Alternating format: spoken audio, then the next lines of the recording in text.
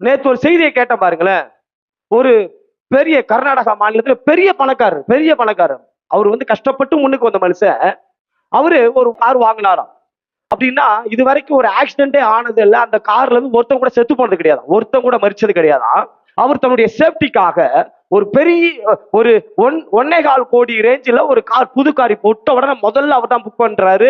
அதை வெளியே எடுத்து வரதெல்லாம் வீடியோ போடுறோம். அழகா குடும்பமா 6 பேர், அந்த குடும்பத்துல 6 பேர் சந்தோஷமா அதை என்ஜாய். ஏன்னா இதுக்கு இனிமேல் இந்த கார்ல எனக்கு என்ன வராது, சாவு வராது, மரணம் எனக்கு வரவே வராது. ஏன்னா உலகத்திலேயே பிரசித்தி பெற்ற கார். இதுல வந்து எவ்வளவு பெரிய ஆக்சிடென்ட் ஆனாலும் உள்ள இருக்கிறவனுக்கு ஒண்ணும் ஆகாதுன்னு சொல்லி சந்தோஷமா அந்த காரை வாங்கிட்டு ஒரு 10 நாள் கூட ஆகல, அவங்க அப்பாவை காமிக்கிறதுக்கு அவங்க அப்பா கிட்ட அந்த காரை காமிக்க கொண்டு போனாராம் பாருங்களேன்.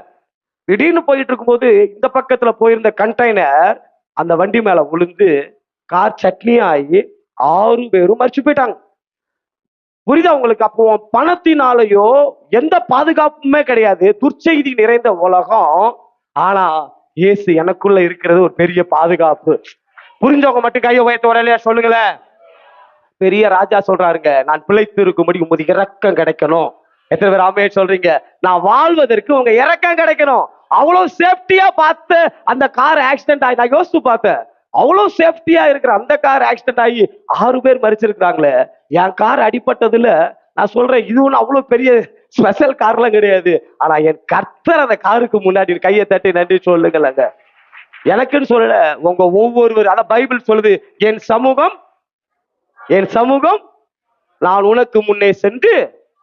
அதுதாங்க ஐயா. இன்னைக்கு துர்ச்செய்தி கேட்கிற உலகத்துல நான் சொல்றேன், இயேசு உனக்குள்ள பிறந்திருப்பார்னா எல்லாமே நற்செய்தி தான்.